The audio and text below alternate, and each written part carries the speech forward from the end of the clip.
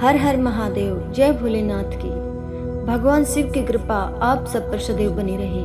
प्रिय भक्तों, क्या आप जानते हैं कि बेटियों के जन्म के लिए भगवान आखिर किन घरों को चुनते हैं? यह प्रश्न जितना सरल लगता है, इसका उत्तर उतना ही दिव्य और रहस्यमयी है। क्योंकि बेटियों का जन्म सिर्फ एक परिवार की खुशी नहीं, बल्कि ईश्वर के एक दृश्यमान संकेत का प्रकट होना होता है।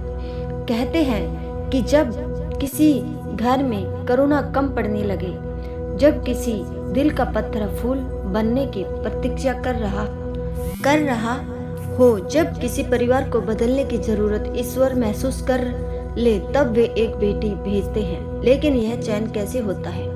माता पार्वती ने एक दिन कैलाश पर यही प्रश्न महादेव से पूछा था। स्वामी, आप किन घरों को अपनी बेटियों का सौभाग्य देते हैं? और महादेव का उत्तर इतना हृदय स्पर्शी था कि कैलाश की हवाएं थम गई, गंगा की धारा कुछ क्षण के लिए शांत हो गई और देवताओं तक ने अपनी सांसें रोक ली। भक्तों, आज की कथा आपको वह रहस्यमय सुनाएगी जिसे सुनकर आप समझ जाएंगे कि बेटी का जन्म ना कोई संयोग है, ना कोई दुर्घटना, वह ईश्वर का लिया हुआ निर्णय है, एक दिव्य आदेश, एक चुना हुआ वरदान। आज की कथा उसी दिव्य रहस्य को उजागर करती है कि बेटी वहां नहीं आती जहां लोग चाहते हैं, बेटी वहां जन्म लेती है जहां भगवान अपनी कृपा और परिवर्तन का प्रकाश भेजना चाहते हैं। भक्तों, इस कथा को अंत तक अवश्य सुनिए, क्योंकि यह कथा आपके दिल को छू जाएगी, आपकी सोच बदल देगी और आपको समझ आएगा कि बेटी बोझ नहीं, भगवान की सबसे कीमती नेमत होती है। कैलाश पर्वत की चोटियों पर उस दिन एक अजीब सी निस्तंभता छाई हुई थी, जैसे पूरे ब्रह्मांड ने अपने श्वास रोक लिए हो। मंद बर्फबारी के बीच माता पार्वती शांत भाव से बैठी थी, पर उनके शांत चेहरे के पीछे एक गहरी पीड़ा छिपी थी। एक ऐसी पीड़ा जिसकी वजह वे लाख छुपाना चाहती थी, पर छुपा नहीं पा रही थी, क्योंकि पृथ्वी पर उन्होंने कुछ ऐसा देखा था जिसने उनके हृदय को झकझोर दिया था। बात बस इतनी सी थी कि एक छोटे गांव में एक गरीब दंपति ने अपनी नवजात बेटी को ठंडी निगाहों से देखा और पिता ने निराशा से भरी आवाज में कहा, बेटी हो गई, भगवान जाने अब क्या होगा। हमारे घर तो बोझ उतर आया है। और माँ ने आंसू पोंछते हुए कहा, क्यों भगवान, क्यों बेटी दी? बेटा होता तो घर का सहारा बनता। यह दृश्य पृथ्वी पर चल रहा था, पर उस व्यथा की लहरें सीधा माता पार्वती के हृदय तक पहुंची थी। वे उस दृश्य को बार बार अपनी आंखों में पुनः देख रही थी और हर बार उनका मन और भी अधिक द्रवित हो रहा था, क्योंकि उनके लिए हर बेटी एक फूल थी, हर बेटी एक पूजा थी, हर बेटी भगवती का अंश थी और उसे बोझ कहे जाना उन्हें भीतर से खचोट रहा था। उसी पीड़ा में डूबी वे महादेव के पास आई, जो अपने त्रिशूल के सहारे बैठकर ब्रह्मांडीय नाद में लीन थे। उनकी जटाओं पर हिम की हल्की परत जमी थी और आंखों में अनंत गहराई थी। पार्वती उनके सामने खड़ी रही, पर कुछ बोल नहीं पाई। उनके मौन में ही इतनी गहरी व्यथा थी कि महादेव ने अपनी समाधि तोड़ी और धीरे से बोली, देवी, तुम्हारे मन में कौन सा तूफान उड़ रहा है? पार्वती की आंखें भर आई और वे गुरुतर स्वर में बोली, स्वामी, मैं जानती हूँ कि दुनिया में दुख है, समस्याएं हैं, सामाजिक रूढ़ियां हैं, परंतु आज जो मैंने देखा है उसने मेरे अस्तित्व को भी कपा दिया है। महादेव शांत भाव से बोले, क्या देखा तुमने देवी? पार्वती ने कांपते स्वर में कहा, धरती पर एक घर में बेटी जन्मी, पर घर में रोशनी नहीं, मातम था। बेटी का जन्म उनको बोझ लगा, बेटा ना होना दुर्भाग्य लगा। और मैं सोच रही हूँ, स्वामी, क्या मानव इतना अंधा हो चुका है कि उसे बेटी का मूल्य भी दिखना बंद हो गया है? क्यों लोग नहीं जानते कि बेटी का जन्म कभी संयोग्य नहीं होता?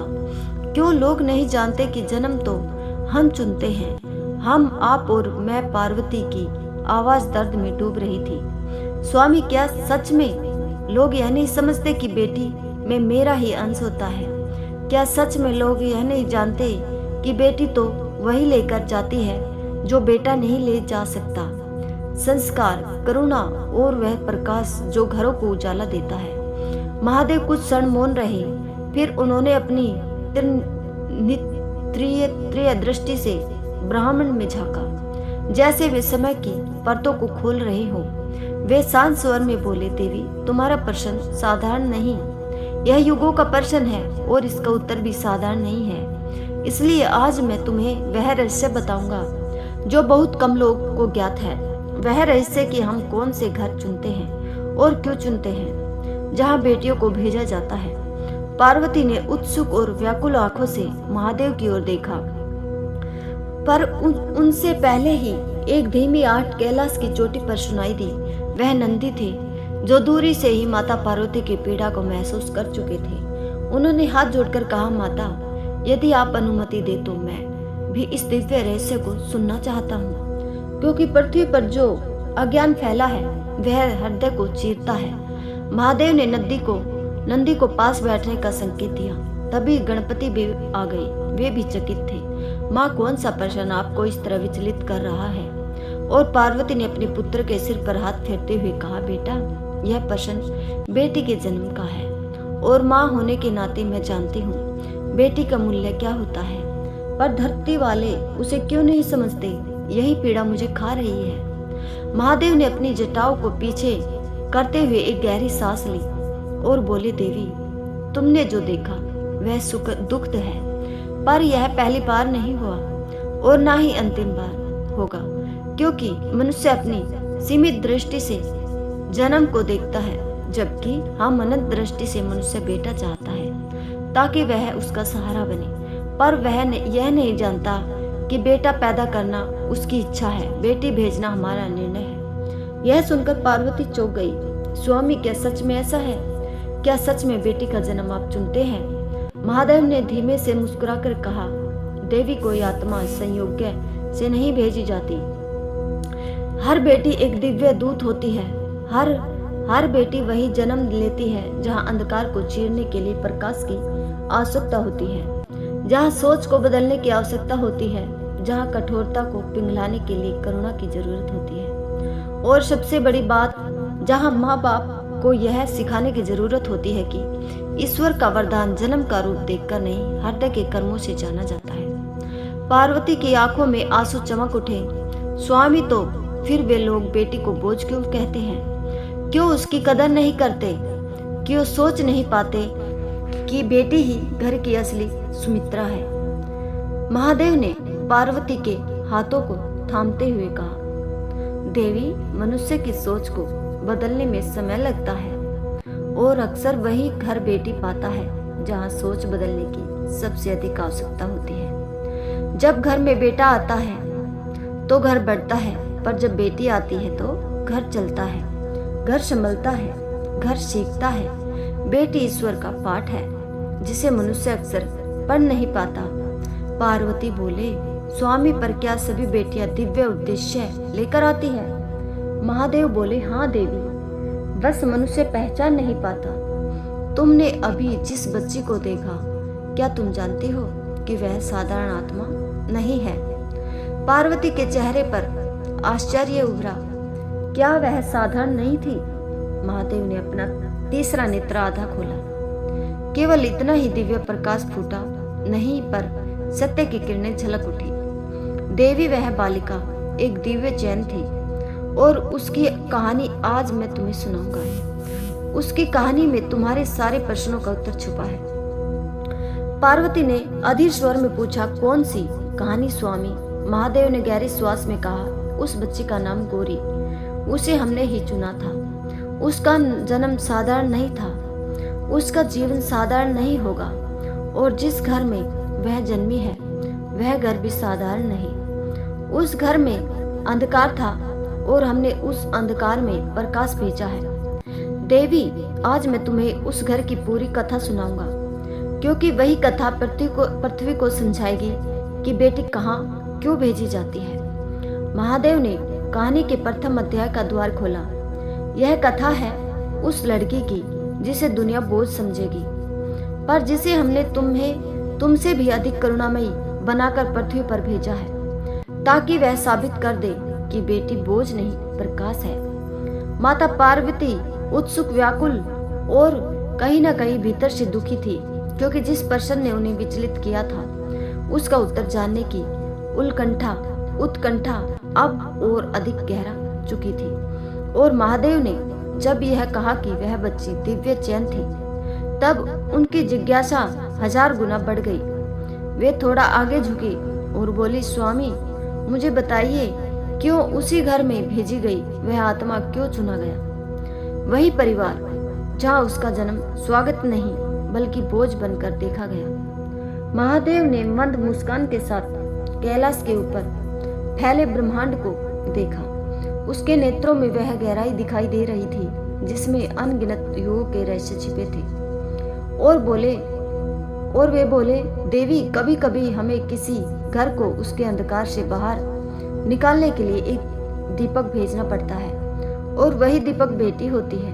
तुम पूछती हो कि हमने उसी घर को क्यों चुना? क्योंकि वह घर भीतर से टूट चुका था और उसे बचाने के लिए एक ऐसी आत्मा की आवश्यकता थी जो प्रेम, करुणा और त्याग के प्रकाश से उस टूटे हुए घर को फिर जोड़ सके। और यही गुण गौरी में थे। यह सुनकर पार्वती की जिज्ञासा और गहरी हो गई। उन्होंने पूछा, स्वामी, पर वह घर इतना टूटा हुआ कैसे था? वे लोग क्यों बेटी को बोझ मानते थे? महादेव ने शांत स्वर में कहा, देवी, यह कहानी उसी क्षण से शुरू होती है जब गौरी को पृथ्वी पर भेजने का निर्णय हुआ। पर उससे पहले तुम्हें यह समझना होगा कि हरिपाल और सुमित्रा कौन थे और उनकी आत्माओं पर कौन सी धूल चढ़ चुकी थी। क्योंकि बेटी वही भेजी जाती है जहाँ आत्मा को नहलाने की, मन को पिघलाने की और सोच को बदलने की आवश्यकता होती है। और तभी महादेव ने अपने हाथ में त्रिशूल उठाया और उसकी नोक से आकाश के उस भाग की ओर संकेत दिया जिसमें पृथ्वी का दृश्य धीरे धीरे उभरने लगा। हरे भरे खेत, दूर फैली झोपड़ियां, पंखडंडी पर दौड़ते बच्चे, पर इन सबके बीच एक ऐसा घर था जिसकी दीवारें पुरानी थी, जैसे समय ने उन्हें छूते छूते थका दिया हो। यही घर था हरिपाल का, एक साधारण किसान, पर मन से जटिल और सोच से कठोर। उसके भीतर वह पुरुष तत्व था जिसे समाज ने गलत रूप में गढ़ा था। बेटा ही वंश बढ़ाता है, बेटी तो बोझ होती है। यह बात उसके मन में बचपन से रोप दी गई थी और उसका मन उसी बीज को वर्षों से सींचता आया था। उसकी पत्नी सुमित्रा सरल, शांत और प्रेममयी थी, पर पति की इस सोच का आभार उसके सीने पर वर्षों से दबा था। जब भी वह गर्भवती होती, उसका मन डरता था कि कहीं बेटी ना हो जाए, क्योंकि बेटी होने का अर्थ था ताने, समाज का डर, गरीबी का हवाला और पति की निराशा। वह गर्भ के साथ साथ एक अदृश्य डर भी ढोती थी जिसे वह किसी से कह नहीं पाती थी। पार्वती यह सब देख रही थी। उनका हृदय भर आया। स्वामी, यह औरत कितनी पीड़ित है, क्या वह कभी खुशी से मां बन पाई? महादेव ने धीरे से कहा, यही तो करुणा, यही तो कारण था कि उसे एक ऐसी संतान चाहिए थी जो उसके जीवन के अंधेरे को प्रेम से भर दे, उसे यह एहसास करवाए कि मां होना किसी श्राप का नहीं, आशीर्वाद का नाम है। और वही बच्ची गौरी थी। फिर महादेव ने आगे कहा, पर देवी, यह सिर्फ माँ की कहानी नहीं, पिता की भी कहानी है। हरिपाल भीतर से बुरा नहीं था, पर उसकी सोच जकड़ी हुई थी। उसके पिता ने भी उसे यही सिखाया था कि बेटा वंश बढ़ाता है, नाम रखता है, संपत्ति बचाता है। यह सोच पीढ़ियों से उस परिवार के भीतर घूम रही थी। इसलिए जब गौरी का जन्म हुआ तो घर में रोशनी नहीं आई थी, बल्कि घर में एक बूंद अंधकार और बढ़ गया। और तब तुम्हारा हृदय क्यों न दुखता? तुम तो माँ हो, तुम जानती हो कि बेटी भगवान का स्पर्श होती है। पार्वती बोली, तो क्या हरिपाल जैसे लोग बदल सकते हैं? महादेव ने कहा, हाँ देवी, पर उन्हें बदलने के लिए जीवन में एक ऐसी आत्मा का प्रवेश होता है जो धीरे धीरे प्रेम से, त्याग से और अपने अस्तित्व की रोशनी से उनके भीतर का अंधकार पिघलाती है। और वही आत्मा होती है बेटी। अब दृश्य बदलने लगा। महादेव ने पृथ्वी का एक और दृश्य दिखाया, हरिपाल का घर। गौरी के जन्म के 3 वर्ष बाद छोटी गौरी आंगन में बैठी थी, मिट्टी से खेल रही थी, पर उसके खेल में भी एक करुणा थी। वह मिट्टी के 2 छोटे घर बनाती थी और फिर उन घरों को एक साथ जोड़ देती थी। उनके मिट्टी की एक छोटी गुड़िया बनाई और उसे अपनी गोद में लेकर झुलाने लगी। यह दृश्य देखकर पार्वती मुस्कुराई। स्वामी इतनी छोटी उम्र में भी उसके भीतर माँ का स्पर्श है, यह साधारण नहीं। महादेव बोले, गौरी वह आत्मा है जिसे हमने स्वर्ग लोक की विशिष्ट सभा में चुना था। पार्वती उत्सुकता से बोली, स्वर्ग की सभा कौन सी सभा? और फिर महादेव ने वह दिव्य रहस्य खोलना शुरू किया।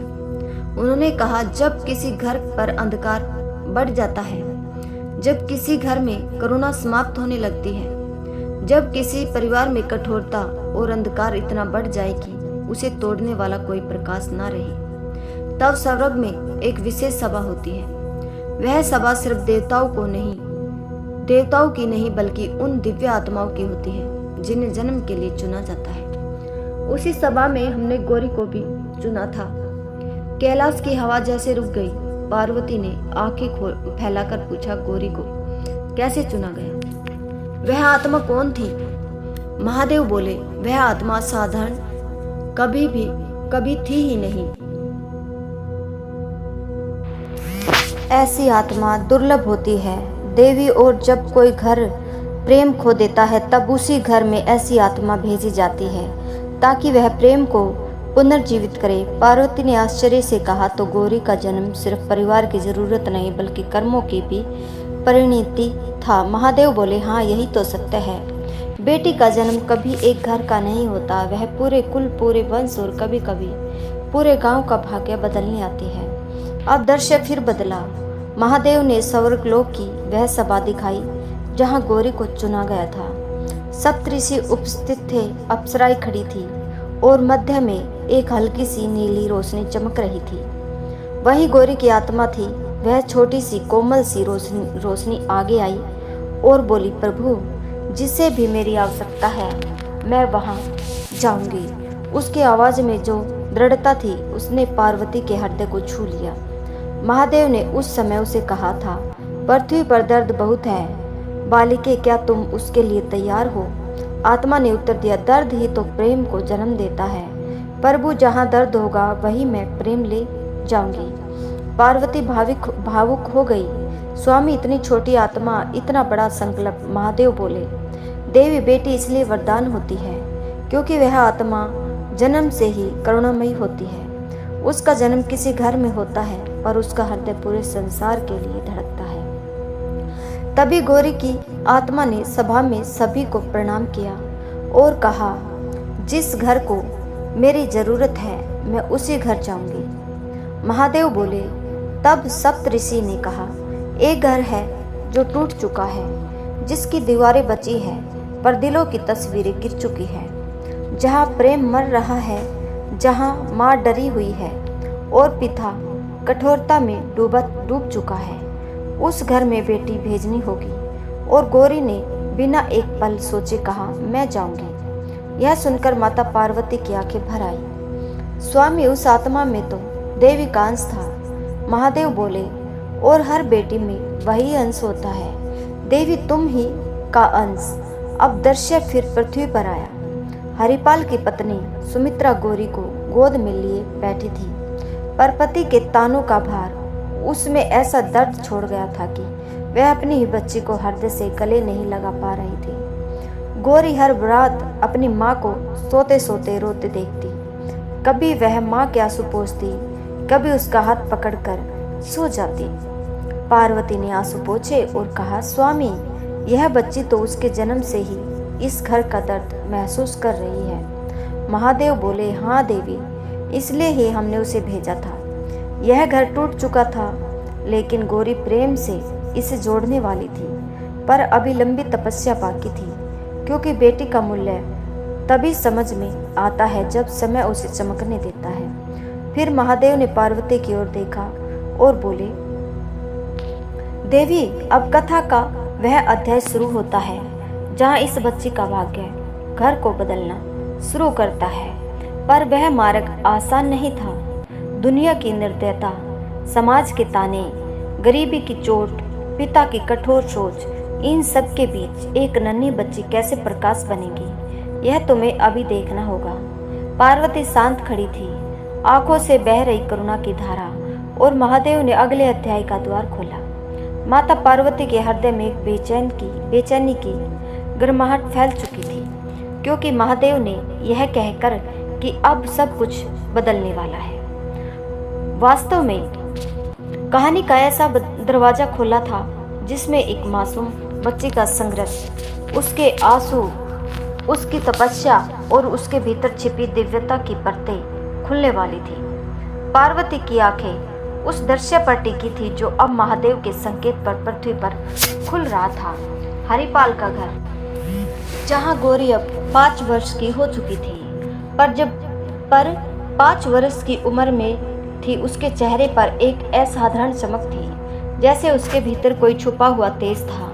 माता सुमित्रा उसी पुरानी चौकी पर बैठकर सब्जी काट रही थी, और हरिपाल बाहर से खेत की थकान लेकर आते हुए भी गौरी पर एक ठंडे नजर डालकर अंदर जाता था। उस नजर में प्रेम नहीं था, बल्कि काश बेटा होता का वही कड़वा भाव था जो उसके मन में वर्षों से पला था।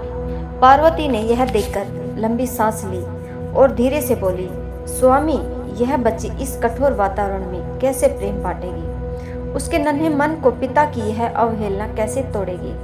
नहीं, महादेव ने शांत स्वर में कहा, देवी, दिव्य आत्माएं टूटने नहीं आती, वे टूटे हुए को जोड़ने आती है।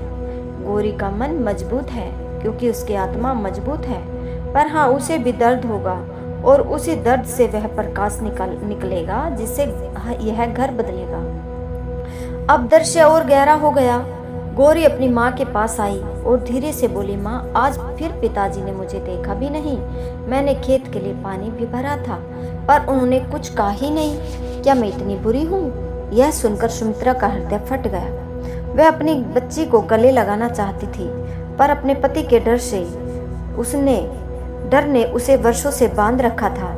उसने बस इतना कहा, नहीं बेटी, तू अच्छी है, बहुत अच्छी है। पिताजी बस परेशान रहते हैं। पर उसके शब्दों में सच्चाई कम, सांत्वना अधिक थी, और गौरी ने अपनी माँ की आंखों में छिपा दर्द पढ़ लिया।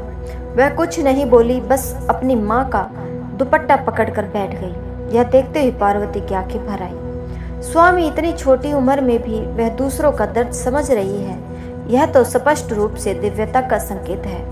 महादेव बोले, दिव्यता हमेशा आंसुओं से निखरती है देवी, इसलिए हमने इसे इस घर में भेजा जहां उसे दुख भी मिलेगा, और वही दुख उसे और मजबूत बनाएंगे। तभी दृश्य बदल गया। दोपहर के तेज धूप में गौरी अपनी छोटी टोकरी लेकर घर 2 के बाहर बैठी थी। वह गांव के छोटे बच्चों को अपने घर में बना खाना बांट रही थी। वह खुद भूखी थी, पर बच्चों को खिलाते हुए कह रही थी, लो तुम खा लो, तुम खेलते खेलते थक गए। यह देखकर गांव की 2 बुजुर्ग औरतें बोली, सुमित्रा, तेरी बेटी में तो बड़ी करुणा है, यह तो देवी का अंश लगती है।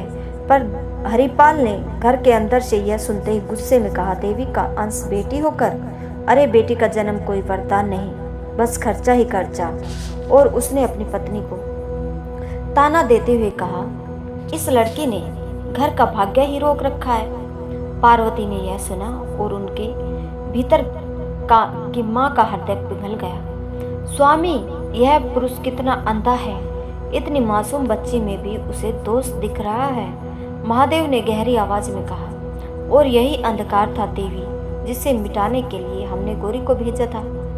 अब दृश्य तेजी से आगे बढ़ा। गौरी की उम्र अब 7 वर्ष थी। वह गांव के छोटे मंदिर में जाकर देवी की मूर्ति साफ करती, दीपक जलाती और मंदिर में आने वाले वर्दों को पानी पिलाती। पुजारी ने एक दिन उसे पूछा, बेटी, तू मंदिर में इतना काम क्यों करती है?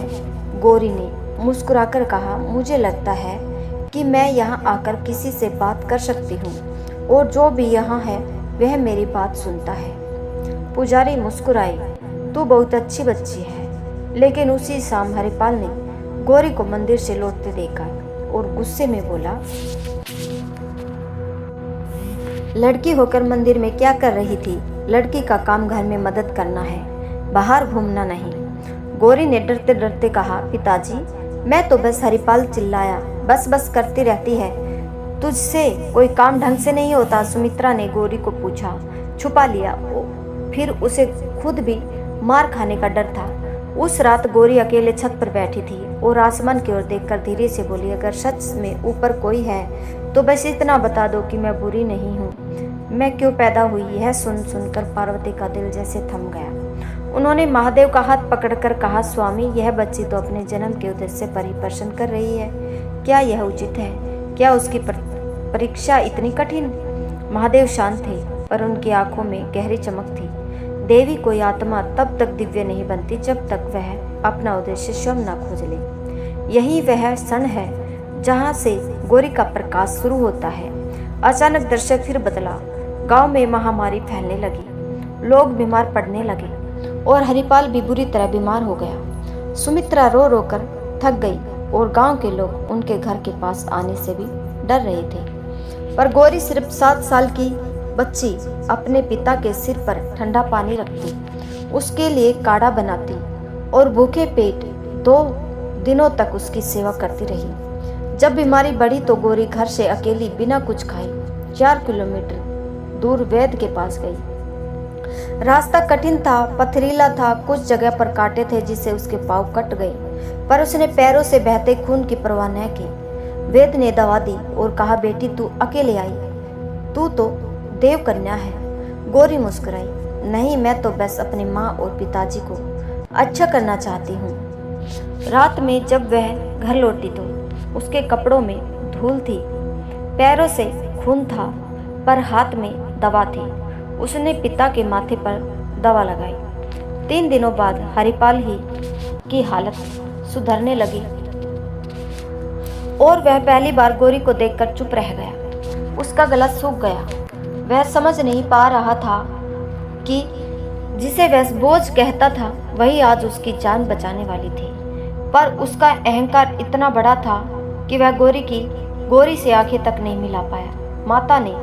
माता पार्वती ने यह दृश्य देखा और धीमे से कहा, स्वामी, यह पुरुष कृतज्ञ क्यों नहीं होता? उसकी बच्ची ने उसे मौत के मुंह से निकाला है, फिर भी उसका मन नहीं बदल रहा। महादेव बोले, देवी, परिवर्तन धीमे धीमे होता है, समय अभी बाकी है, पर विश्वास करो, गौरी का प्रेम हर कठोरता को पिघला देगा। दृश्य आगे बढ़ा। अब गौरी 10 वर्ष की थी और गांव में उसकी बुद्धिमानी की चर्चा होने लगी थी। वह पढ़ाई में तेज थी, घर का काम भी करती थी और दूसरों की मदद भी। महिलाएं अक्सर कहती, सुमित्रा तेरी बेटी तो किसी देवी से कम नहीं, पर हरिपाल अभी भी मन से नहीं बदला था। वह समाज के डर में जीता था। लोग क्या कहेंगे? बेटी बड़ी हो रही है, उसके खर्चे होंगे, शादी में बोझ होगा। एक दिन जब गौरी ने स्कूल में पहला स्थान प्राप्त किया और मास्टर जी उसे घर छोड़ने आए तो हरिपाल ने नाराज होकर कहा, लड़कियां पढ़कर क्या करेंगी, घर ही तो संभालना है। गौरी चुप रही, पर उसके भीतर एक आग जल उठी। मैं पढ़ूंगी, चाहे दुनिया कुछ भी कहे। उस रात माता पार्वती ने महादेव से पूछा, स्वामी, यह बच्ची इतनी मजबूत कैसे है? महादेव मुस्कुराए, क्योंकि उसकी आत्मा तुमसे शक्ति और तुमसे धैर्य लेकर गई है, और तभी जैसे कहानी का एक भारी मोड़ आने वाला हो। महादेव ने कहा, देवी, अब वह समय आने वाला है जब गौरी का पहला बड़ा संघर्ष शुरू होगा, और उसके संघर्ष से ही हरिपाल का हृदय पहली बार धड़कना शुरू होगा। पार्वती ने घबराकर पूछा, क्या होने वाला है स्वामी? महादेव की गहरी आवाज गूंजी, घर पर एक ऐसा संकट आने वाला है जो इस परिवार को तोड़ सकता था, पर वही गौरी का प्रकाश पहली बार सबसे अधिक चमकेगा। और इसी के साथ दृश्य अंधेरे में बदल गया, जैसे अगला अध्याय किसी भारी रहस्य को लेकर प्रतिज्ञा कर रहा हो। माता पार्वती और गहराई से पृथ्वी के दृश्य में झुककर देखने लगी, क्योंकि महादेव के स्वर में जो गंभीरता थी वह संकेत दे रही थी कि अब कुछ ऐसा होगा जो न सिर्फ गौरी के जीवन की दिशा बल्कि उस पूरे घर की किस्मत बदल देगा। दृश्य धीरे धीरे उजला हुआ और पृथ्वी पर शाम ढलने लगी।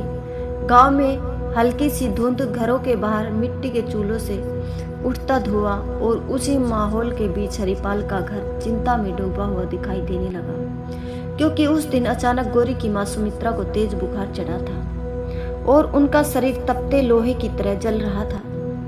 वे बार बार बेहोश हो रही थी, पसीने से तर थी और उनकी सांसें अनियमित हो चुकी थी।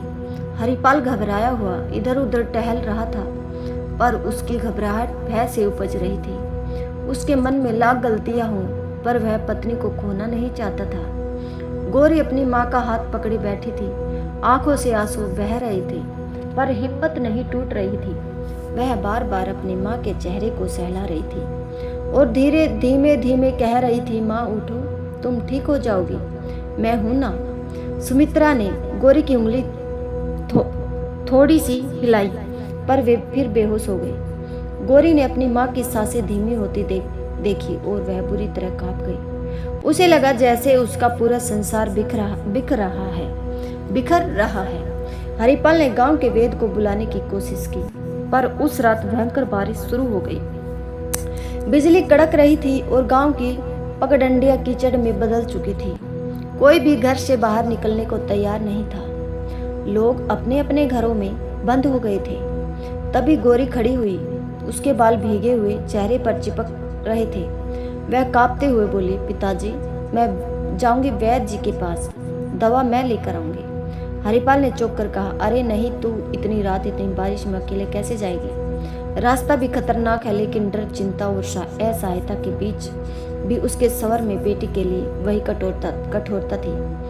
प्यार नहीं, गौरी ने दृढ़ स्वर में कहा, मैं जाऊंगी, क्योंकि अगर मैं नहीं गई तो माँ और वह वाक्य पूरा ना कर पाई, क्योंकि उसके होठ कांपने लगे। हरिपाल ने उसकी आंखों में देखा। वहां डर नहीं था, वहां शक्ति थी, वही शक्ति जो दिव्य आत्माओं में होती है। कैलाश पर पार्वती ने यह दृश्य देखा और वे व्याकुलता से बोली, स्वामी, इतनी छोटी बच्ची को इस भयंकर तूफान में भेजना, यह तो अत्याचार है। यह क्यों?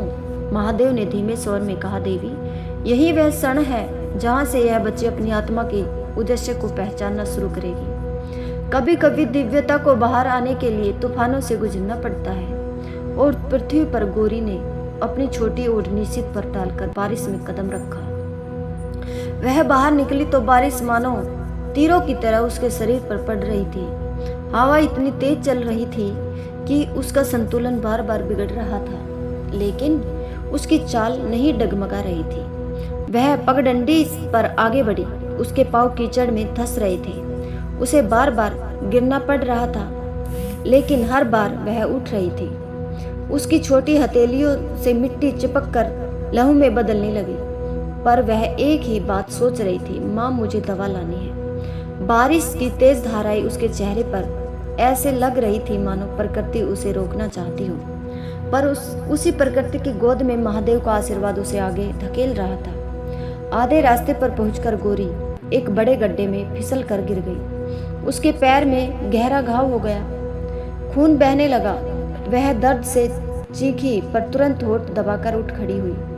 आंसू बारिश में घुल गए। वह लड़खड़ाते हुए दौड़ी। जब वह वैद्य के घर पहुंची, वैद्य दरवाजा बंद करके सोने ही वाले थे, पर गौरी की आवाज ने उन्हें रोक दिया।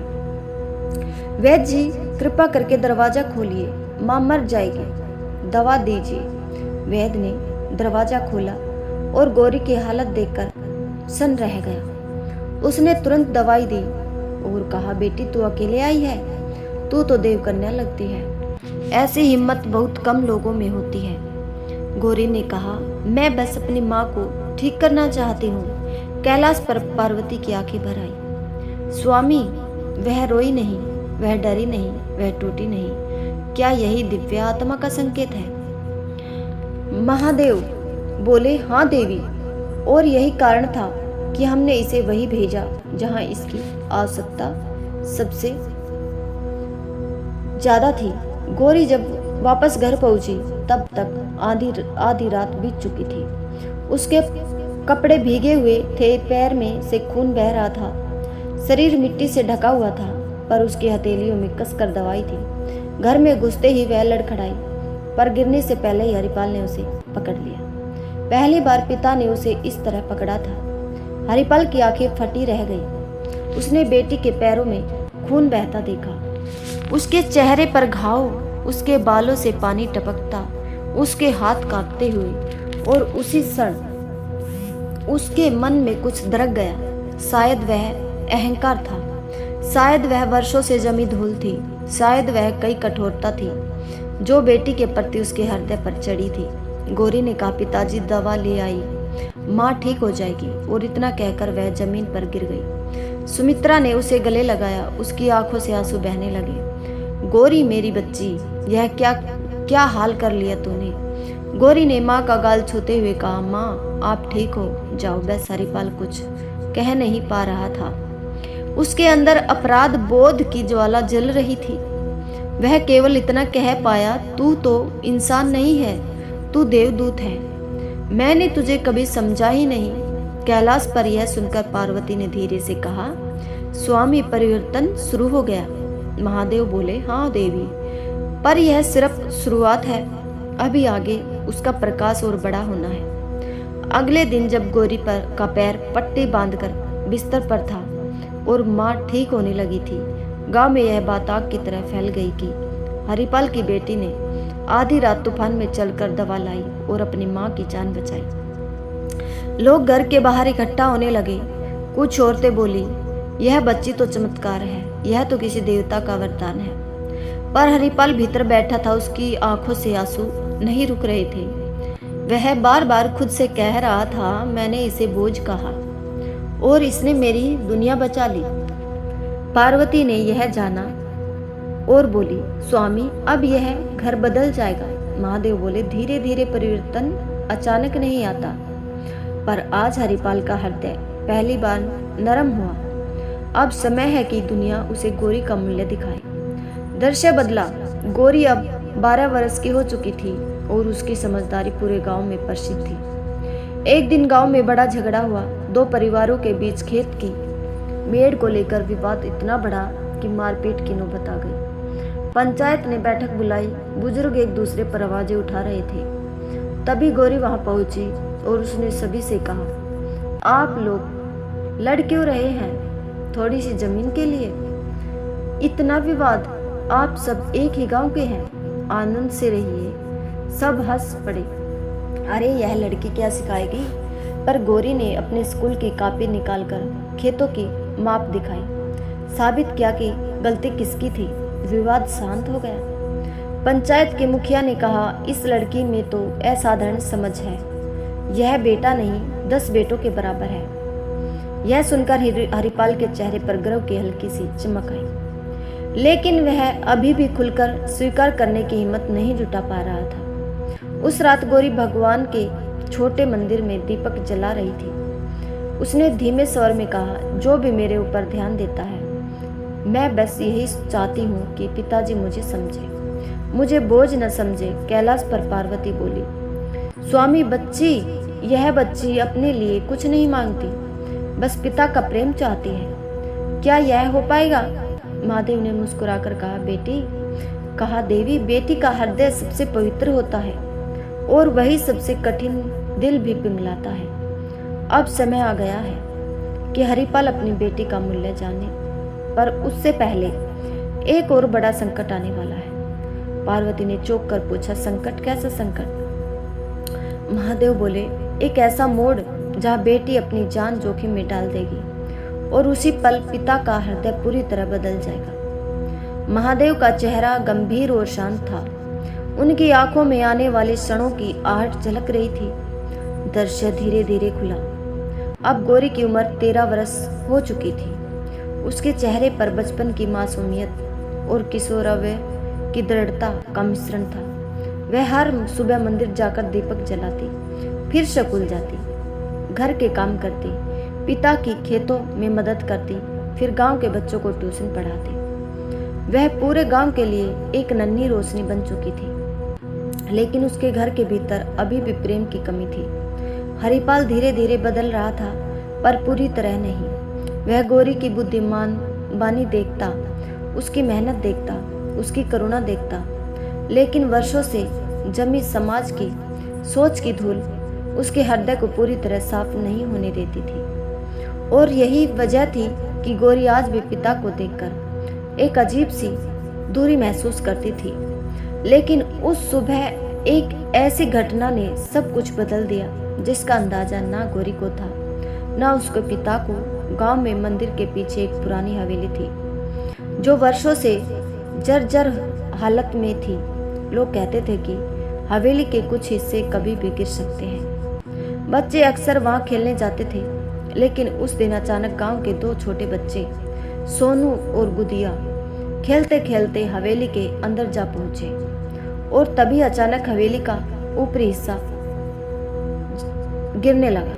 छत टूटने वाली थी, दीवारें झूलने लगी और दोनों बच्चे अंदर फंस गए। गांव वाले बाहर खड़े चिल्लाते रहे, कोई मत जाओ, हवेली गिर सकती है, पर कोई भी अंदर जाने की हिम्मत नहीं कर पाया। उसी समय गौरी वहां पहुंची। वह स्कूल से लौट रही थी। उसने बच्चों की चीख सुनी। बिना कोई प्रश्न किए, बिना किसी भय के, बिना किसी सोच के वह हवेली की ओर दौड़ पड़ी। पार्वती ने यह दृश्य देखा और भयभीत होकर बोली, स्वामी, यह बच्ची अंदर क्यों जा रही है? यह अपनी जान जोखिम में डाल देगी। महादेव ने धीमे स्वर में कहा, देवी, अभी वही समय है जब उसका प्रकाश सबसे गहराई से चमकेगा। उसकी आत्मा उसे रोक नहीं सकती। हवेली की दीवारें हिल रही थी, कई हिस्सों से मिट्टी गिर रही थी। गौरी के पैरों के नीचे लकड़ियां टूट रही थी, लेकिन उसने किसी चीज का ध्यान नहीं दिया। उसकी पूरी चेतना उस बच्चों पर केंद्रित थी। वह भागकर अंदर गई। उसकी आवाज गूंजी, सोनू, गोदिया, कहाँ हो? बच्चों की धीमी रोती हुई आवाज आई, दीदी यहाँ, दीदी बचाओ। गौरी आवाज की दिशा में दौड़ी। तभी उसके सिर के ऊपर से भारी धूल गिरी। लकड़ी का एक टुकड़ा उसके कंधे पर गिरा। उसने दर्द से आंखें कसकर बंद की, पर रुकी नहीं। बाहर गांव वाले चिल्ला रहे थे, अरे कोई इसे रोको, हवेली गिर जाएगी। तब पर कोई पास जाने की हिम्मत नहीं कर पा रहा था। गौरी ने बच्चों को एक कोने में पाया। दोनों कांप रहे थे, डर के मारे एक दूसरे से चिपके थे। गौरी ने उन्हें सहारा दिया और बोली, डरो मत, मैं हूं, चलो मेरे साथ। अचानक हवेली की छत जोर से दरक गई। एक तेज धमाका हुआ। दीवार का बड़ा हिस्सा गिरकर उनके निकलने का रास्ता बंद कर दिया।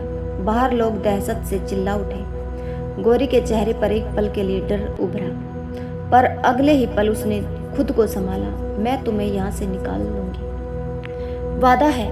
कैलाश पर पार्वती का हृदय धड़क रहा था। स्वामी, उसकी जान को खतरा है, क्या हम कुछ नहीं कर सकते? महादेव ने उनकी ओर देखा। उनकी आंखों में दिव्य स्थिरता थी। देवी, हर आत्मा की अपनी परीक्षा होती है। यह गौरी की परीक्षा है और वह इसे पार कर लेगी। हवेली के गिरने की आवाज तेज होने लगी। गौरी ने बच्चों को एक छोटे से छेद की ओर धकेला। तुम दोनों पहले बाहर जाओ। सोनू बोला, दीदी तुम। गौरी ने उसे मजबूती से बाहर की ओर धकेलते हुए कहा, तुम दोनों निकलो, मैं पीछे आती हूँ। दोनों बच्चे एक एक करके बाहर निकल गए, पर गौरी के निकलने से ठीक पहले छत का एक बड़ा हिस्सा जोर से गिरा और गौरी उसमें फंस गई। उसके पैर पर भारी लकड़ी अटक गई। बच्चे बाहर चीखने लगे, दीदी, दीदी फंस गई। गांव वाले हड़कंप में थे। अब कोई नहीं बच सकता, हवेली पूरी तरह गिरने वाली है। हरिपाल भी दौड़ता हुआ भीड़ में आया। उसने सुना था कि हवेली में कुछ बच्चे फंस गए हैं, पर जब उसने सुना कि गौरी अंदर है, उसका दिल धड़कना ही भूल गया। वह लड़खड़ाते हुए हवेली के पास पहुंचा और जब उसने बच्चों को बाहर रोते देखा और गौरी को अंदर फंसा हुआ सुना, उसकी दुनिया एक पल में उलट गई। उसकी आंखें फटी रह गई। मेरी गौरी अंदर है, मेरी बेटी अंदर है। यह पहली बार था जब उसने गौरी को मेरी बेटी कहा। पार्वती ने यह सुना और भावुक होकर बोली, स्वामी, उसकी कठोरता पिघल रही है। महादेव बोले, अभी पूर्ण रूप से नहीं, लेकिन यह वह क्षण है जहाँ उसका हृदय पहली बार खुला है। हरिपाल पागलों की तरह हवेली के अंदर घुसने लगा। मैं जा रहा हूँ। लोगों ने उसे पकड़ लिया। अरे मर जाएगा, मत जा। हरिपाल चिल्लाया, मर जाऊंगा, पर अपनी बेटी को नहीं मरने दूंगा। यह सुनकर पूरा गांव स्तंभ रह गया। जिस आदमी ने वर्षों तक बेटी को बोझ कहा था, आज वही उसकी जान बचाने को, जान देने को तैयार था। हरिपाल किसी तरह गांव वालों से छूटकर अंदर पहुंच गया। अंधेरा था, धुआं था, लकड़ियां गिर रही थी। उसने चीख कर कहा, गौरी। अंदर से गौरी की दर्द भरी आवाज आई, पिताजी, मैं यहाँ हूँ। हरिपाल आवाज की दिशा में दौड़ा। उसने गौरी को लकड़ी के नीचे दबा पाया। उसके कपड़े फटे हुए थे, बाल मिट्टी से भरे थे, पर उसका चेहरा शांत था। पिताजी, बच्चे सुरक्षित है। यह सुनकर हरिपाल फूट पड़ा। पगली, तूने अपनी जान क्यों दांव पर लगा दी? मैं तुझे खो नहीं सकता। गौरी ने अपनी बड़ी बड़ी आंखों से पिता की ओर देखा। पिताजी, अब तो आप मानते हैं कि मैं बोझ नहीं हूँ। हरिपाल का दिल टूटकर बिखर गया। वह घुटनों पर गिर पड़ा। उसने बहते आंसुओं में कहा, नहीं गौरी, तू बोझ नहीं, तू मेरा गर्व है, मेरा भाग्य है, मेरी बेटी, मेरी रोशनी, मेरी पूंजी, जो मैंने जीवन में कमाई ही नहीं थी। कैलाश पर पार्वती की आंखों से आंसू बहने लगे। स्वामी, यह क्षण, यह परिवर्तन कितना पवित्र है। महादेव बोले, यही सत्य है देवी। बेटी वही जन्म लेती है जहाँ हृदय को पिघलना हो, जहाँ सोच बदलनी हो, जहाँ कड़ा पत्थर भी फूल बनना हो। हरिपाल ने गौरी को उठाने की कोशिश की। लकड़ी का बोझ उसके हाथों में चुभ रहा था, पर वह दर्द भूल गया था। गांव वालों ने आकर उसकी मदद की। सभी ने मिलकर लकड़ी हटाई और गौरी को बाहर निकाला। बाहर निकलते ही हवेली पीछे से धड़ाम से गिर पड़ी। यदि कुछ और क्षण गौरी अंदर रहती तो बचना असंभव था। हरिपाल ने गौरी को अपनी गोद में लिया। पहली बार इतने वर्षों में, पहली बार, और बिना परवाह किए कि कौन देख रहा है, वह अपनी बेटी को सीने से लगाए रो पड़ा। मुझे माफ कर दे गौरी, तूने मुझे जिंदगी भर के लिए शर्मिंदा कर दिया। मैंने तुझे नहीं समझा, मैंने अंधेरे में जीते हुए तेरे प्रकाश को नहीं पहचाना। गौरी ने आंसू पोंछते हुए कहा, पिताजी, अब सब ठीक है ना? हरिपाल ने उसके माथे पर चूम कर कहा, अब से सब ठीक होगा, क्योंकि तू मेरे जीवन की रोशनी है जो भगवान ने भेजी है। कैलाश पर पार्वती ने यह सुनकर सिर झुका दिया। स्वामी, अब यह घर बदल गया। महादेव ने मुस्कुराकर कहा, हाँ देवी, अब कहानी का आधा हिस्सा पूरा हुआ। अब अगले अध्याय में गौरी इस घर को सिर्फ प्रेम नहीं देगी, बल्कि यह घर गौरी को पहचान लेगा। अब शुरू होगी बेटी के भाग्य की असली चमक। कैलाश पर्वत पर उस रात एक अलग ही शांति थी, जैसे स्वयं ब्रह्मांड यह देख रहा हो कि गौरी ने जिस घर में जन्म लिया था वह पहली बार प्रेम की लो जली है। माता पार्वती के चेहरे पर एक मधुर संतोष उभर आया था, क्योंकि उन्होंने अपने सामने देखा कि वर्षों से कठोरता में डूबा हुआ हरिपाल अब अपनी बेटी को सीने से लगाकर रो रहा था, और उसकी आंखों से गिरते आंसू किसी गहरे पश्चाताप की तरह नहीं, बल्कि किसी पुराने अंधकार के पिघलने की तरह लग रहे थे। पार्वती ने धीमे स्वर में कहा, स्वामी, आपने ठीक कहा था, बेटी का अस्तित्व स्वयं प्रकाश फैलाता है, वह सबसे सख्त हृदय तक को पिघला देती है। महादेव ने अपनी त्रिनेत्रीय दृष्टि से पृथ्वी के दृश्य को देखा और शांत स्वर में बोले, देवी, यह तो अभी शुरुआत है। एक बेटी केवल पिता के हृदय को ही नहीं बदलती, वह पूरे संसार के लिए आशा की किरण बन जाती है, क्योंकि उसके भीतर त्याग होता है, सेवा होती है, शक्ति होती है। बेटी का जन्म वह पाठ है जिसे मनुष्य अपने व्यवहार और अपनी सोच से मिटा देता है, पर ईश्वर फिर एक नई बेटी भेजकर वही पाठ दोबारा लिखते हैं और पृथ्वी पर दृश्य आगे बढ़ा। गौरियां 15 वर्ष की हो गई थी, लेकिन उसके मन में अभी भी वह पुराना दर्द कहीं गहराई में मौजूद था। भले ही पिता का प्रेम अब उसके लिए खुल गया था, पर उन वर्षों की उपेक्षा ने उसके हृदय में एक नन्हा सा भय छोड़ दिया था। क्या मैं वास्तव में इस घर का हिस्सा हूँ? क्या मेरे जन्म ने किसी का जीवन आसान बनाया या सिर्फ कठिन? पर जब भी वह मंदिर जाती, दीपक जलाती, तो ऐसा लगता जैसे कोई अदृश्य शक्ति उसके मन की सारे उलझने पोंछ देती हो। उस दौरान गांव में भी बदलाव आने लगा। गौरी की बहादुरी की चर्चा हर घर में होने लगी थी। उसे देखकर लोग कहते, यह लड़की तो देवताओं का वरदान है, यह कहीं साधारण नहीं। इसकी माँ सुमित्रा उसके माथे पर रोज हाथ फेरती और कहती, गौरी, मेरे जीवन का हर आशीर्वाद तू ही तो है। हरिपाल जो कभी बेटी को बोझ कहता था, अब उसकी हर छोटी बड़ी बात पर गर्व महसूस करता था। वह खेत में काम करता और हर किसी से कहता, मेरी गोरी ने मेरी जान बचाई, वह मेरी बेटी नहीं मेरी किस्मत है। लेकिन उसकी आवाज़ में अभी भी एक हल्की सी झिझक थी, जैसे उसे सालों की गलती का बोझ अभी भी हल्का नहीं लगा हो। वह चुपके चुपके सोचता, क्या मैं कभी अपनी बेटी को इतना अच्छा पिता बन पाऊंगा कि वह मेरी पिछली गलतियां भूल जाए। गौरी ने भी अपने मन में कुछ तय कर लिया था कि वह घर, माँ, पिता सबकी जिम्मेदारियां निभाना चाहती थी, पर वह पढ़ लिख कर इतनी सक्षम बनना चाहती थी कि समाज की आंखों में भी बेटी का मूल्य चमक उठे। वह हर दिन सुबह 4 बजे उठती, चूल्हा जलाती, माँ के साथ घर के काम करती, फिर पढ़ाई करती, स्कूल जाती और शाम को ट्यूशन लेती ताकि कुछ पैसे घर में ला सके। उसके अंदर आग थी, अंदर दिव्यता थी, पर बाहर सिर्फ शांति थी, विनम्रता थी। पर एक दिन स्कूल में घोषणा हुई कि जिला स्तरीय परीक्षा में जो प्रथम आएगा उसे छात्रवृत्ति मिलेगी और शहर में पढ़ाई का अवसर।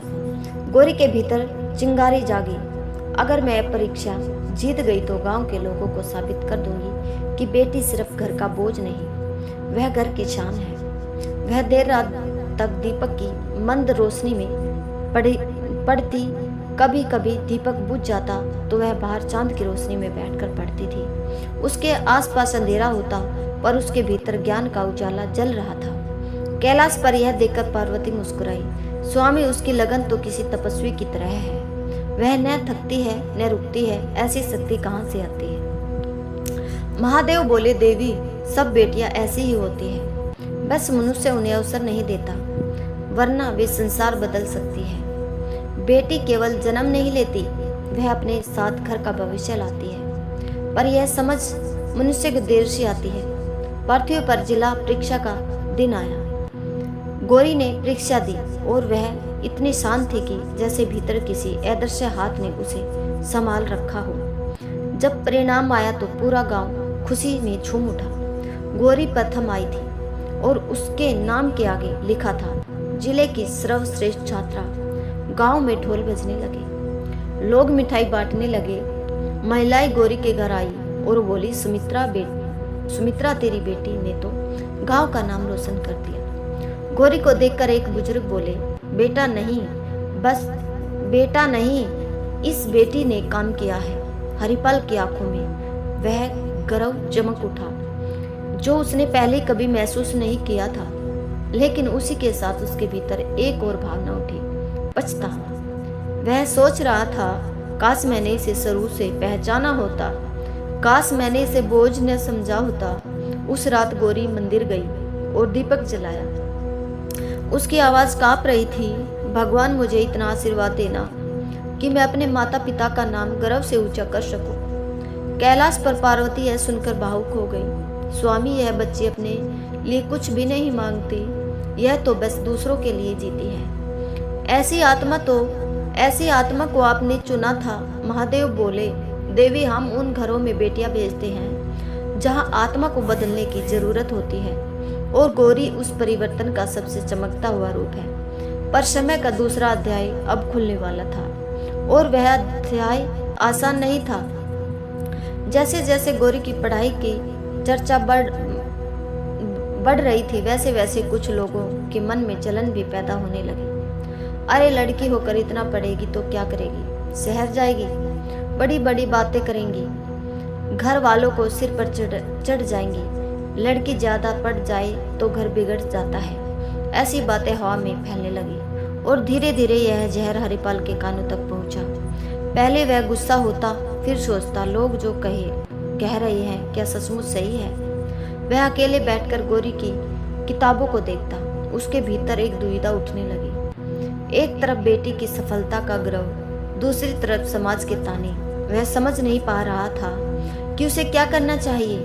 वह धीरे से बोला, अगर गौरी शहर चली गई तो हमारा क्या होगा, घर कौन संभालेगा, लोग क्या कहेंगे। गौरी ने यह सुना, उसका हृदय भर आया। पिताजी, मैं कहाँ भी रहूं पर आपका घर कभी नहीं छोड़ूंगी। मेरा जन्म इस घर को संभालने के लिए हुआ है। मैं कभी भी कहीं भी नहीं जाऊंगी, पर आपका आशीर्वाद लेकर ही, यह कहकर अपने पिता के पैर छुए। पर पिता अपने संघर्ष में फंस गए। बेटी, यह समाज, यह लोग, क्या तुझे पता है कितनी बातें करेंगे?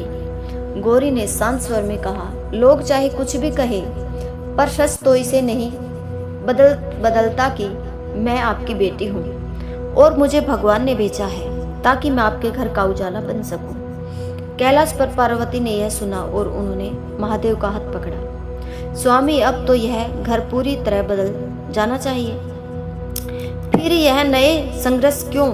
महादेव बोले, देवी, मनुष्य की आदतें जल्दी नहीं बदलती, वे पल पल विचलित होती है।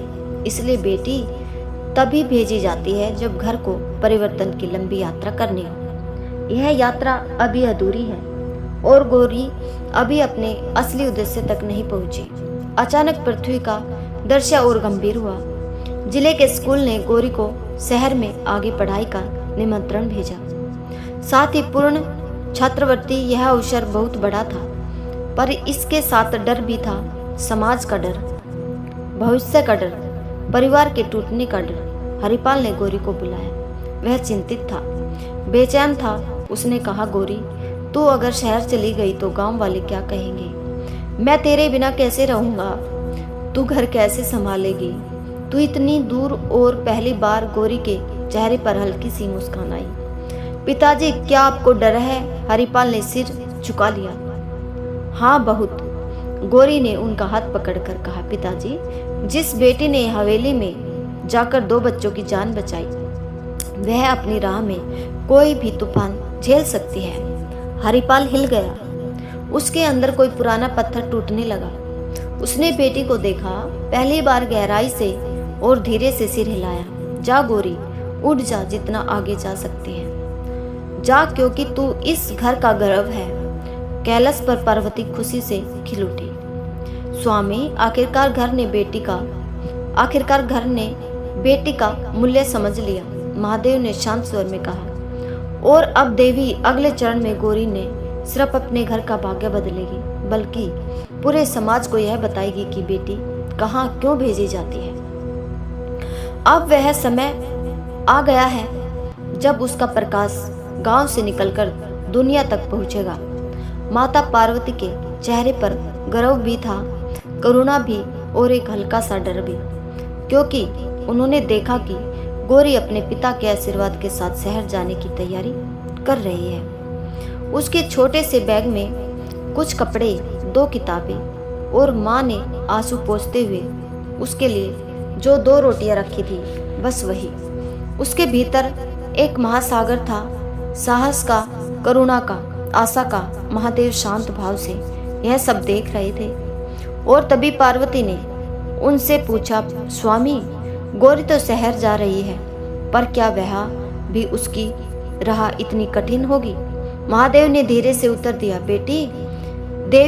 बेटी की राह कभी आसान नहीं होती, क्योंकि वह जहाँ भी कदम रखती है वहाँ परिवर्तन लेकर आती है, और परिवर्तन हमेशा संघर्ष मांगता है। पृथ्वी पर गौरी स्कूल की प्रधान अध्यापिका के साथ बस में बैठी थी। उसकी माँ बार बार हाथ हिलाते हुए रो रही थी और हरिपाल अपनी बेटी को खामोश निगाहों से देख रहा था। उसकी आंखों में पहली बार गर्व, डर और भावुकता एक साथ थी। बस चली और गौरी ने अपने घर को दूर होता हुआ देखा। उसका दिल एक पल को डगमगाया, पर अगले ही क्षण उसने दीपक की लौ की तरह स्थिर होकर सोचा, मैं लौट कर आऊंगी और अपने माता पिता को गर्व महसूस कराऊंगी। बस पर्वतों, खेतों और जंगलों के बीच से गुजरती हुई शहर पहुंचूंगी। गौरी पहली बार इतनी ऊंची ऊंची इमारतें, इतनी दौड़ती सड़कें, इतनी तेज रोशनी देख रही थी। शहर का स्कूल बहुत बड़ा था। वहाँ सैकड़ों छात्र थे, बड़ी बड़ी प्रयोगशालाएं, किताबों से भरी लाइब्रेरी और हर चेहरे पर आत्मविश्वास का भाव। गौरी अंदर गई तो उसका मन थोड़ी देर के लिए कांप गया। क्या मैं योग्य हूँ? क्या मैं यहाँ फिट हो जाऊंगी? पर फिर उसके मन में वही आवाज गूंजी, तुम दिव्य चैन हो, तुम रुकने या डरने के लिए नहीं भेजी गई हो। कैलाश पर पार्वती ने गौरी के चेहरे पर उभरती झिझक देखी। स्वामी, यह बच्ची इतनी दूर आ गई, पर क्या यह अकेलापन इसे तोड़ नहीं देगा? महादेव बोले, देवी, अकेलापन कमजोर आत्माओं को तोड़ता है, पर गौरी जैसी आत्माओं को और दृढ़ बनाता है। अभी देखना, यह शहर इस छोटी लड़की के लिए नया विश्वविद्यालय बनेगा। गौरी ने शहर में रहना शुरू किया। छोटा सा हॉस्टल कमरा, 2 अन्य लड़कियां, एक आयरन की चारपाई और खिड़की से दिखती शहर की रोशनी। रात को जब सब सो जाते, गौरी खिड़की पर बैठकर अपने गांव के तारे याद करती। कई बार उसकी आंखों से आंसू गिरते, पर वह हर बार कहती, मैं यहाँ इसलिए हूँ ताकि मैं घर का भविष्य बदल सकूं। स्कूल में पहले कुछ हफ्ते कठिन थे। कुछ लड़कियां उसका मजाक उड़ाती, गांव से आई है, यह क्या पहन कर आई है, हिंदी में बात करते, अंग्रेजी नहीं आती। गौरी चुप रहती, पर उसके भीतर चोट लगती। वह रात को अपने बिस्तर पर लेटकर छत को देखती और बोलती, भगवान मुझे बस हिम्मत देना। कैलाश पर पार्वती बेचैनी से बोली, स्वामी, लोग क्यों बेटी को हमेशा परखना चाहते हैं?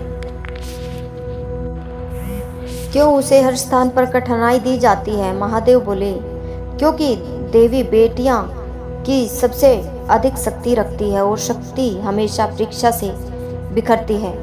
गौरी की आत्मा को निखरना है, उसे लोगों का दिल बदलना है। यह संघर्ष उसी प्रक्रिया का हिस्सा है। धीरे धीरे गौरी अपने क्लास में उत्कृष्ट होने लगी। उसकी गणित, विज्ञान और भाषा पर पकड़ अद्भुत थी। उसकी शिक्षिका उससे प्रभावित थी। गौरी, तुम्हारा मन कितना गहरा है। गौरी मुस्कुराकर कहती, मैं बस सीखना चाहती हूँ। लेकिन एक दिन एक ऐसा दिन आया जिसने गौरी की पहचान पूरे राज्य में फैला दी। राज्य स्तरीय विज्ञान प्रतियोगिता आयोजित की गई थी। विषय था गाँव में पानी की समस्या का हल। गौरी ने इसमें हिस्सा लिया। उसने गांव में बचपन से देखी पानी की समस्या को याद किया कि कैसे महिलाएं रोज कई किलोमीटर पानी के लिए चलती थी, कैसे बारिश का पानी बह जाता था लेकिन गांव में उसका संग्रह नहीं होता था। उसने एक छोटा सा मॉडल बनाया, रास्ता सरल प्राकृतिक संसाधनों पर आधारित। वह मॉडल देख कोई भी सोच सकता था कि यह किसी वैज्ञानिक ने बनाया है, पर वह एक 15 वर्षीय लड़की का काम था। जब प्रतियोगिता के दिन उसका प्रोजेक्ट जजों के सामने गया, उन्होंने पूछा, यह विचार तुम्हें कैसे आया? गौरी ने शांति से कहा, क्योंकि मैं ऐसे गांव में आती हूँ जहाँ पानी आशीर्वाद से भी बढ़कर खजाना है। अगर हम बारिश के पानी को सही तरीके से जमा कर ले तो गांव सूखे से बच सकता है। जज उसकी बातों से प्रभावित हो गए। उसकी आंखों में बुद्धिमानी नहीं, समझदारी थी। और जब परिणाम घोषित हुए, गौरी प्रथम आई। पूरा ऑडिटोरियम तालियों से गूंज उठा। यह खबर अखबारों में छपी। गांव की बेटी ने राज्य में पहला स्थान जीता। गरीब किसान की बेटी ने विज्ञान प्रतियोगिता में इतिहास रचा। गांव में लोग खुशी से झूम उठे। हरिपाल ने अखबार को छाती से लगाकर कहा, यह मेरा गर्व है, मेरी बेटी, मेरी गौरी।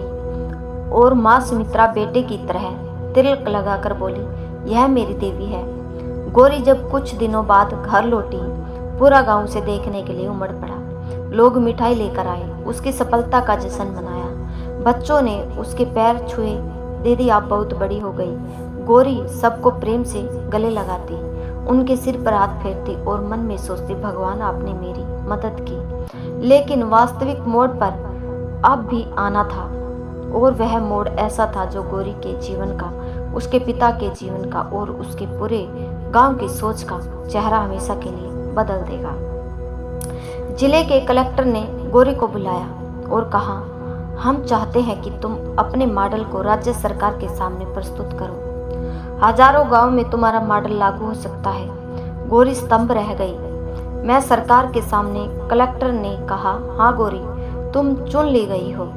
कैलाश पर पार्वती उत्साह से बोली, स्वामी, यह लड़की तो चमत्कार है, आज यह राज्य के सामने जाएगी। महादेव बोले, देवी, यह लड़की किसी राज्य के लिए नहीं, इस पृथ्वी के विचारों के लिए भेजी गई है। इसका कार्य अब शुरू हुआ है। जब गौरी मंच पर पहुंची, उसके सामने राज्य के बड़े अधिकारी, मंत्री, वैज्ञानिक, पत्रकार और सैकड़ों लोग बैठे थे। वह कांप रही थी, पर अचानक उसे याद आया, वह पुरानी हवेली, वे चीखते बच्चे उसका पिता, उसका गांव, उसकी माँ। उसने गहरी सांस ली और मंच के बीच जाकर बोली, मैं गौरी, एक छोटे गांव की बेटी, आज यहाँ सिर्फ एक प्रोजेक्ट लेकर नहीं आई हूँ, मैं अपने गांव की आवाज़ लेकर आई हूँ। पूरा हाल शांत हो गया। गौरी ने विस्तार से बताया कि कैसे गांव में छोटे छोटे उपाय से पानी की समस्या हल की जा सकती है। उसकी आवाज में मजबूती थी, पर उसकी बातों में विनम्रता थी। जब वह समाप्त हुई, पूरा हाल खड़ा हो गया। लोग ताली बजा रहे थे जोर जोर से। एक मंत्री ने कहा, गौरी, तुम्हें राज्य की बाल वैज्ञानिक पुरस्कार से सम्मानित किया जाएगा।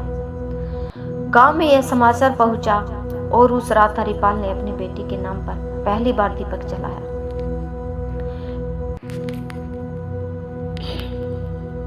कैलाश पर पार्वती की आंखें नम थी। उन्होंने महादेव से पूछा, स्वामी, आप तो बताइए, क्यों बेटी को विशेष घरों में भेजा जाता है? क्या यह सब केवल संयोग है? महादेव मुस्कुराए। उनकी आवाज गूंजी, देवी, आज मैं यह रहस्य पूरी तरह खोल देता हूँ। बेटी वह दिव्य आत्मा है जिसे हम उन घरों में भेजते हैं जहाँ हृदय कठोर हो चुका हो, सोच संकीर्ण हो चुकी हो, प्रेम सूख चुका हो, अहंकार घर बस चुका हो और जहाँ प्रकाश की आवश्यकता हो। हम बेटी उसी घर भेजते हैं जहाँ हमें विश्वास होता है कि वही घर बदल सकता है, वही लोग सीख सकते हैं, वही अंधकार प्रकाश को स्वीकार करेगा। पार्वती ने भावुक होकर पूछा, तो गौरी केवल अपने घर के लिए नहीं आई थी? महादेव बोले, नहीं देवी, वह पूरे समाज के लिए आई थी। हर बेटी का जन्म केवल उसके माता पिता का नहीं, समाज का भाग्य बदलने के लिए होता है। कैलाश पर्वत के ऊपर उस दिन एक अनुपम शांति छाई हुई थी, पर उस शांति के भीतर एक दिव्य उत्सुकता भी घुमड़ रही थी, क्योंकि गौरी की जीवन यात्रा अब एक ऐसे मोड़ पर पहुंचने वाली थी जहां इंसानी संघर्ष, समाज की सोच, बेटी के आंसू, पिता का परिवर्तन और ईश्वर की योजना सब एक बिंदु पर आकर मिलने वाले थे। माता पार्वती की आंखों में उस क्षण का इंतजार छलक रहा था। वे पृथ्वी पर अनफोल्ड होते प्रत्येक दर्शक को जैसे सांस रोककर देख रही थी, और महादेव का चेहरा भी उन घटनाओं को देखते हुए दिव्य गंभीरता से भरा हुआ था। पृथ्वी पर गौरी अब 19 वर्ष की थी। शहर में पढ़ाई पूरी करने के बाद वह राज्य की सबसे युवा वैज्ञानिकों में से एक मानी जा रही थी। उसका सरल गांव, उसका टूटा हुआ घर, वह पुरानी हवेली, उसका संघर्ष सब उसके भीतर एक शांति बनकर बस चुके थे। हरिपाल, जो कभी बेटी को बोझ कहता था, आज पूरे गांव में सीना तान कर खड़ा था। लोगों से कहता, यह मेरी बेटी है, मेरी गौरी। उसकी आंखों में गर्व था, पर भीतर कहीं अपराध बोध भी था। गौरी जब घर लौटी, उसने पिता को पहली बार इतना गर्वित देखा और उसके हृदय में एक शांति उतर आई। उसने धीरे से पिता के पास बैठकर कहा, पिताजी, आज अगर आप नहीं होते तो मैं यहाँ तक नहीं पहुँच पाती। हरिपाल का गला भर गया। गौरी, मुझे माफ कर दे, मैंने तुझे देर से पहचाना, पर अब मैं उस गलती को जीवन भर सुधारूंगा। गौरी ने उनका हाथ कसकर थाम लिया।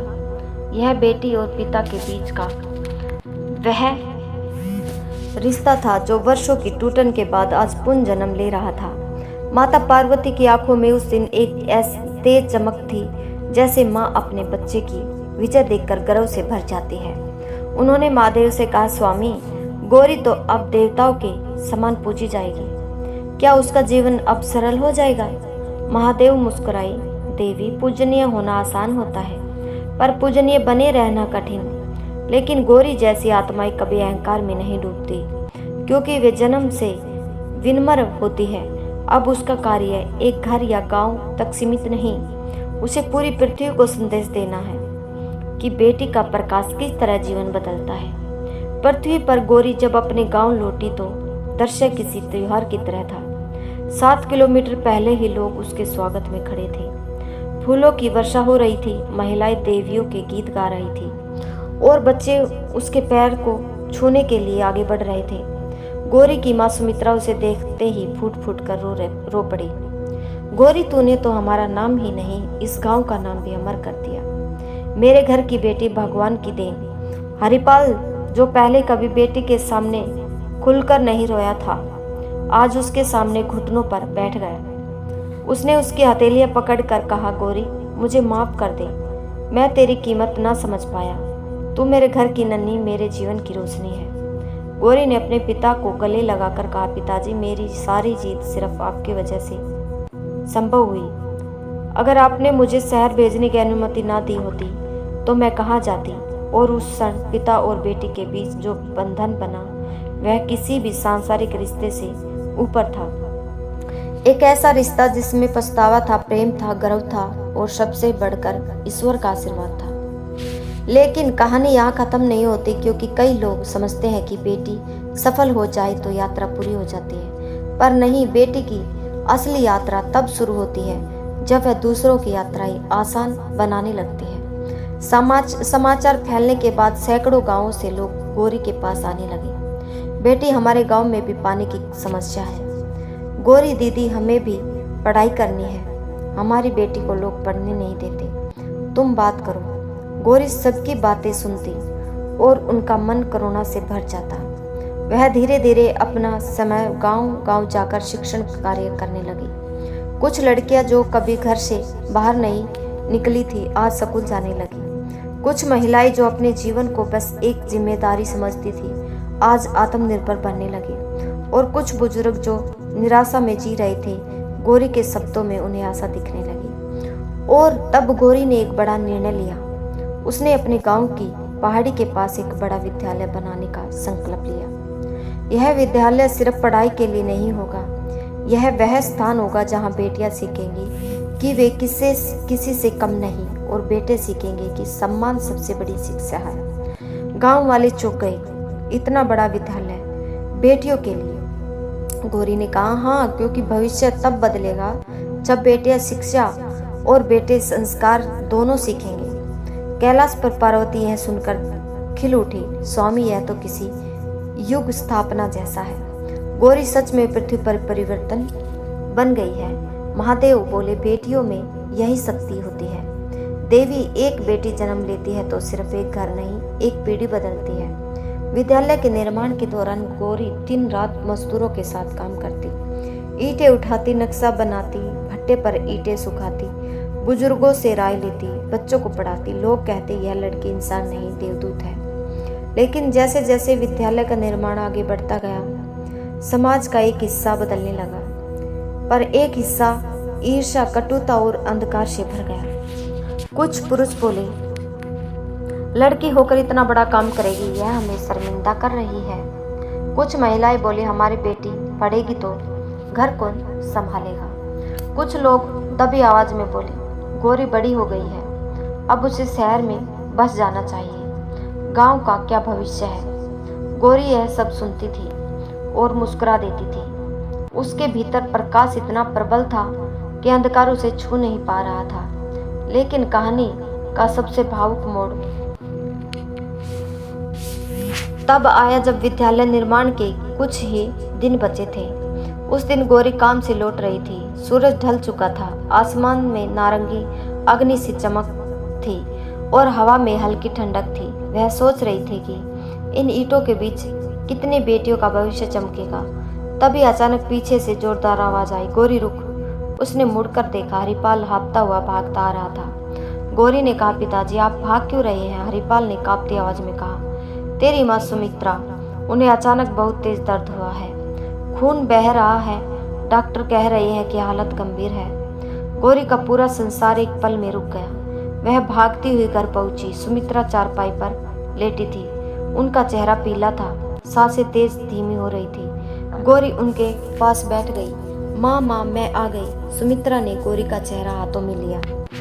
गोरी मेरी बच्ची, तूने जो किया उस पर मुझे गर्व है। गोरी रो पड़ी। माँ, आप ठीक हो जाएंगी, मैं जा रही हूँ डॉक्टर को बुलाने। सुमित्रा ने हाथ पकड़ लिया। नहीं बेटी, अब मुझे ज़्यादा समय नहीं है। यह सुनकर गोरी का हृदय फट गया। हरिपाल बाहर बैठा था, उसकी आंखें लाल थी, वह अपना सिर पकड़कर रो रहा था। सुमित्रा ने अंतिम सांसों में गोरी से कहा, बेटी, मरने के बाद भी मैं तेरे साथ रहूंगी। हानो तू मेरा उजाला है। और उनके शब्द टूट गए, उनकी सांस रुक गई। गौरी चीख पड़ी।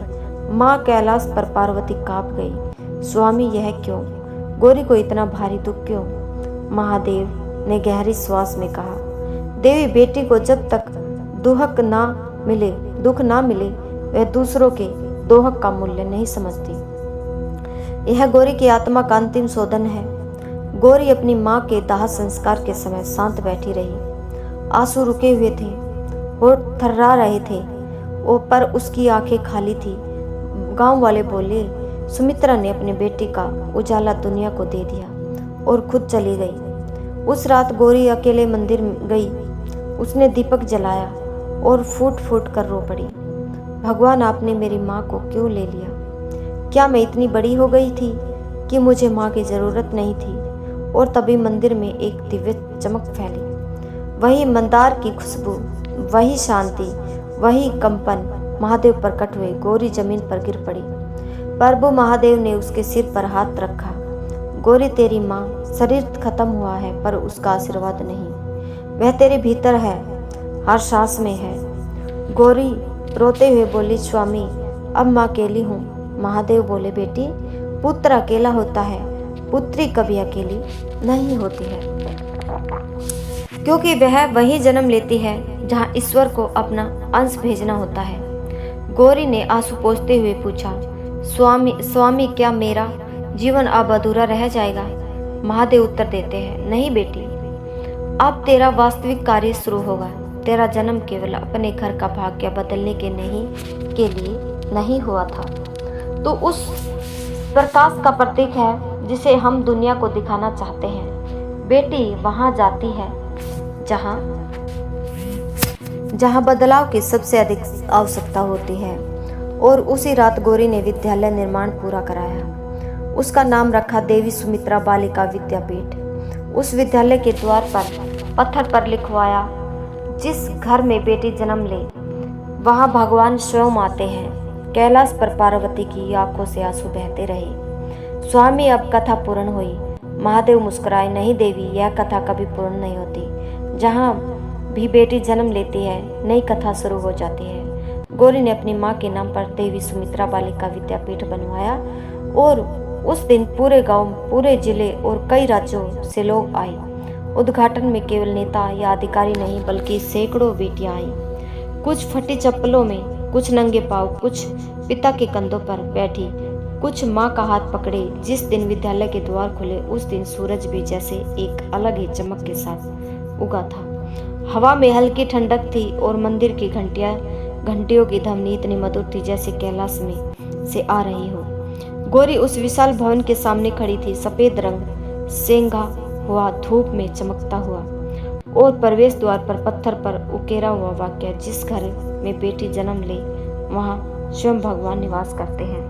बच्चे कतारों में खड़े थे, महिलाएं आंसू पोंछ रही थी और हरिपाल अपने जीवन में पहली बार आत्म गौरव से भरकर अपनी बेटी को देख रहा था। उसकी आंखों में अपराध बोध था, लेकिन उसे बड़ा गर्व था कि उसकी बेटी का जन्म किसी चमत्कार से कम नहीं था। उस दिन गौरी मंच पर खड़ी हुई और बोली, यह विद्यालय केवल पढ़ाई के लिए नहीं है, यह वही स्थान है जहाँ हर बेटी अपनी पहचान पाएगी, जहाँ बेटे सीखेंगे कि सम्मान क्या होता है, जहाँ गरीबी किसी सपने को रोक नहीं सकेगी, जहाँ हर बच्चा जागेगा कि ईश्वर बेटियों की हथेलियों में पूरा भविष्य लिखता है। तालियों से पूरा आकाश गूंज उठा और तभी गौरी ने मंच पर एक दीपक जलाया। वह दीपक उसकी माँ की याद में था और जैसे ही उसकी लो उठी, हवा में एक अद्भुत कंपन दौड़ गया जिसे केवल संवेदनशील मन ही महसूस कर सकते थे। अचानक विद्यालय के द्वार पर गांव की एक बूढ़ी औरत आई। यह वही औरत थी जिसने सालों पहले गौरी के जन्म पर कहा था, बोझ पैदा हुआ है। उसकी आंखें आज शर्म से झुकी थी, हाथ कांप रहे थे। उसने भीड़ के सामने कहा, गौरी बेटी, मुझे माफ कर दे। मैंने तेरे जन्म पर तुझे बोझ कहा था, पर आज समझ रही हूँ कि तू भगवान का वरदान है। काश मैं अपनी जिंदगी में एक बार बेटे जैसी खुशी महसूस कर पाती, पर आज लग रहा है कि बेटी ही असली खुशी है। गौरी उसके पास गई, उसके हाथ पकड़कर बोली, बुआ बेटी कभी बोझ नहीं होती। माँ तो मेरी दादी जैसी है, आप तो मेरी दादी जैसी हैं। आपका आशीर्वाद मेरे लिए सबसे बड़ी ताकत है। सैकड़ों लोग रो पड़े। गौरी सिर्फ एक लड़की नहीं रही थी, वह एक युग बन चुकी थी। विद्यालय खुला, हजारों बच्चे हर साल वहां पढ़ने लगे। बेटियां आत्मविश्वास से भरकर निकलने लगी। कुछ डॉक्टर बनी, कुछ शिक्षक बनी, कुछ वैज्ञानिक बनी, कुछ अधिकारी, और कई लड़कियां तो सिर्फ गौरी का नाम सुनकर ही संघर्ष में ताकत पा लेती थी।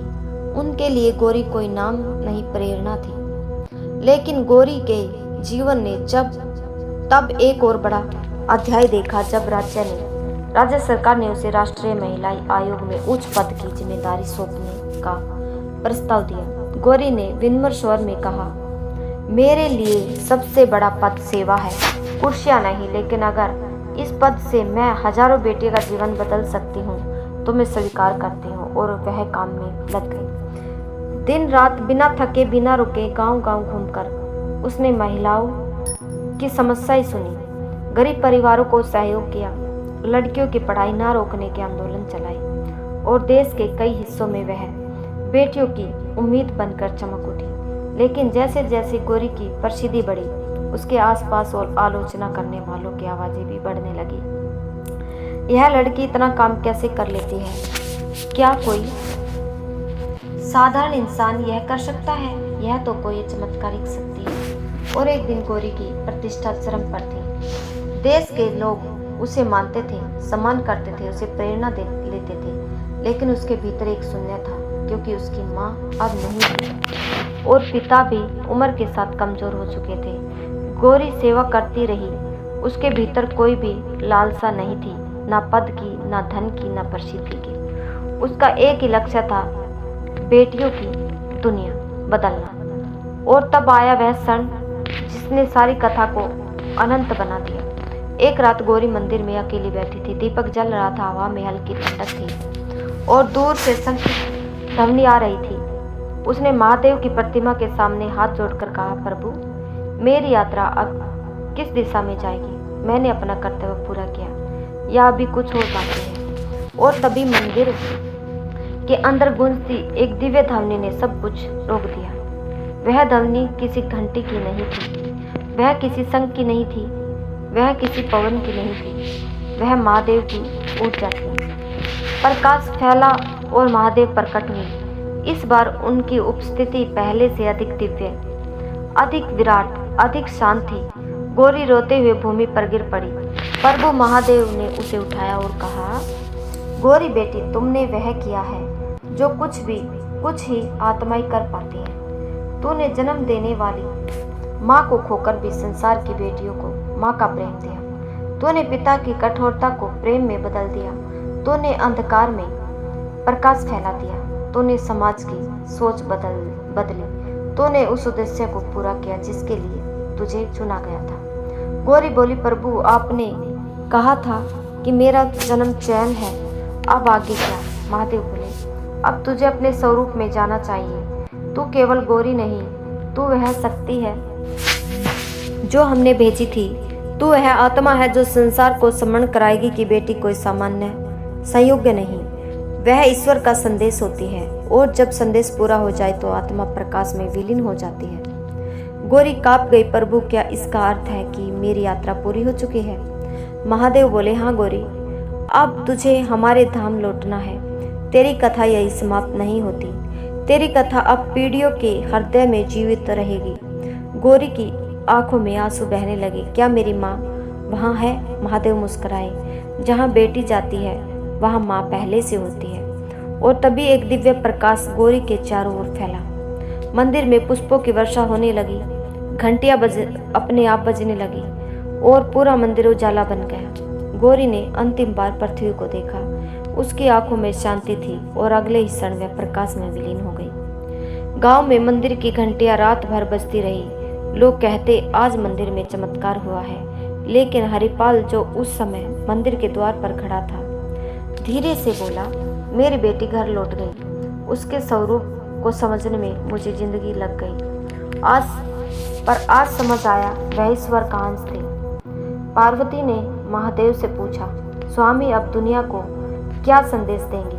महादेव ने ब्रह्मांड की ओर देखते हुए कहा, जब घरों में अंधकार हो, जब समाज कोरोना भूल जाए, जब मनुष्य का हृदय कठोर हो जाए, तब हम एक बेटी भेजते हैं।